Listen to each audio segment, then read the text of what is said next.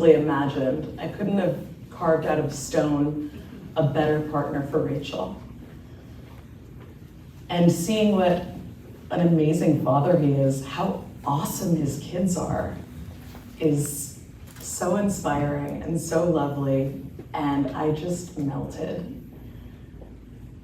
And I just wish that I could go back and tell 14-year-old Rachel, when we were like moody and hormonal and sitting on her floor of her bedroom, that she had this to look forward to. And that she had this partner, that her path was going to lead her to such an incredible life partner. I remember the moment I first saw you. Caught you from out of the corner of my eye, just glowing, flowing across the room. You were, as you always are, the most beautiful woman in the room.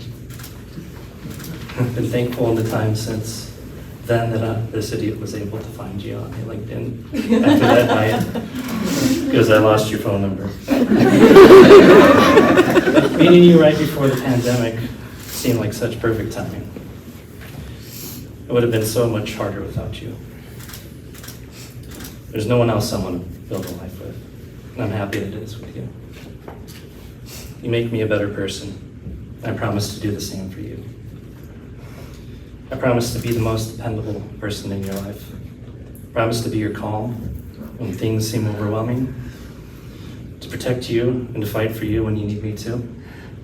I promise to keep our relationship in good balance, to support your creative ambitions. I promise to keep little bing bong safe. Promise to help keep our home clean. And a fridge full of wine and cheese.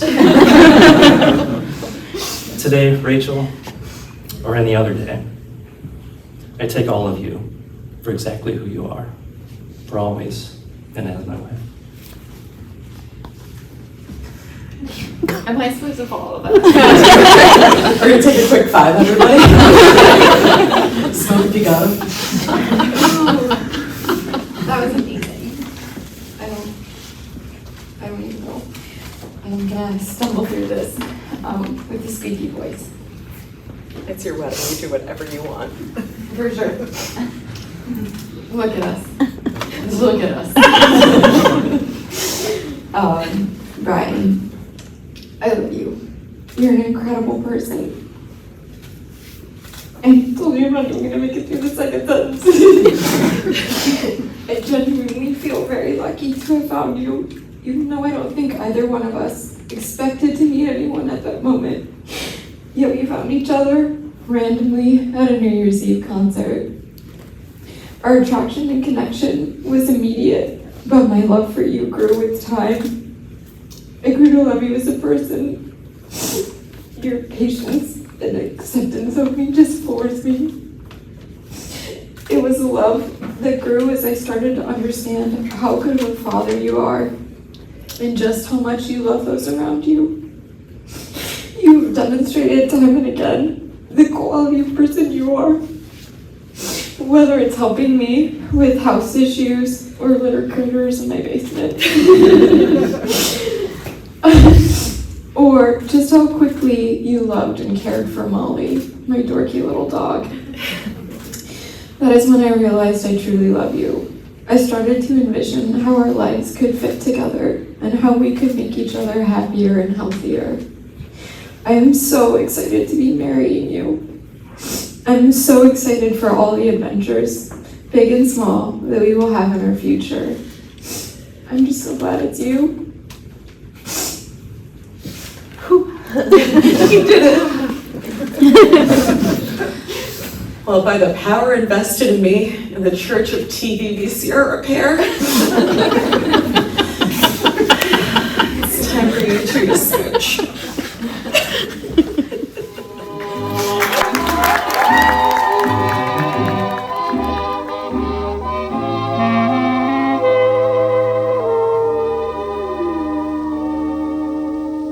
Des yeux qui font baisser les miens, un rire qui se perd sur sa bouche, voilà le portrait sans retouche de l'homme auquel j'appartiens.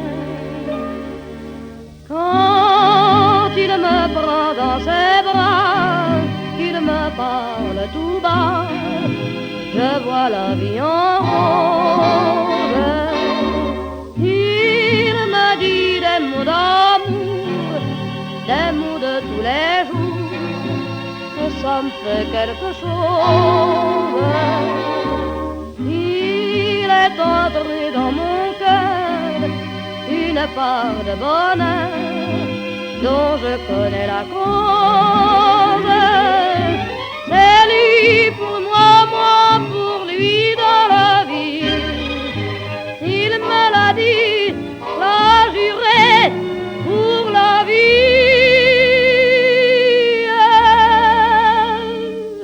Et dès que je l'aperçois, alors je sens dans moi mon cœur qui bat. When I was expecting Rachel, I thought I already had one daughter, one wonderful daughter, who was followed quickly by one son and then another son. And then I was expecting my fourth child. And I thought, oh, you're gonna have another little boy, and they're gonna run around the house like wild Indians, and you're gonna have to, they're gonna, her younger brother was like a wild Indian and would run around the yard without any clothes on. So, I mean, that was kind of what I was anticipating. But then I had Rachel. And I used to walk around the house carrying her, and I remember her dad saying, why are you always carrying her? And I was like, well, because she was like a baby doll, So, but that didn't last long because she had other ideas. Rachel, Brian, be forewarned, is a force to be reckoned with. What that girl wants, she gets. So, she mentioned once, she used to have a pet chicken. And her dad raised chickens, so he got her this little feathery chicken, and she would walk around carrying this chicken, and she learned from that chicken, I swear, to be a little mother hen. And so she served as the mother hen to all her siblings. She would take care of them and, see to it. When Chris started kindergarten, I was working. I was always working, and Rachel, who was like in first grade at the time, Chris got off the bus and the bus just dropped him off. There's this kid who's never been to school before. And Rachel goes, hey, can I go get that little boy? That's my brother. And so Rachel took care of Chris the whole time, he was growing up. She taught him how to count change because I'd bring the change home in my apron from Perkins restaurant where I worked, and she taught him how to count change, and they would ride their bikes to the video store. So, when I was working, so she was a marvelous, sibling to all her other brothers and sisters. Until she started dancing. Then when she was dancing, she was always dancing at the art center. But for those of you who think that dancing is a foo-foo, la-di-da occupation, It's a dedication. she learned a lot. And she learned how to, she put into practice, you practice, you work hard, and you try and look your best, which Brian can attest, she likes to look her best. Love you, Rachel. So she would, We love you too, Mom. thanks. She would get all dolled up to perform in the ballets along with her sister Sarah. And she would do her best, and she would perform, and she would remember her routines, and then she was successful. And then after she graduated from high school, she went on and she went to college for dance, but then she decided, no, I'm gonna go into math, which was a whole nother story, because Rachel wasn't content in elementary school to just take what was junior high. She wasn't doing well in one math class, and they tried to tell her, well, you have to just take this basic level general math class. And she said, no, I want to take 2 math classes. I want to take what? What was it? One was? Trigonometry and calc. So she ended up taking trigonometry and calc and being president of the calculus club. So, and I'm like, nerd!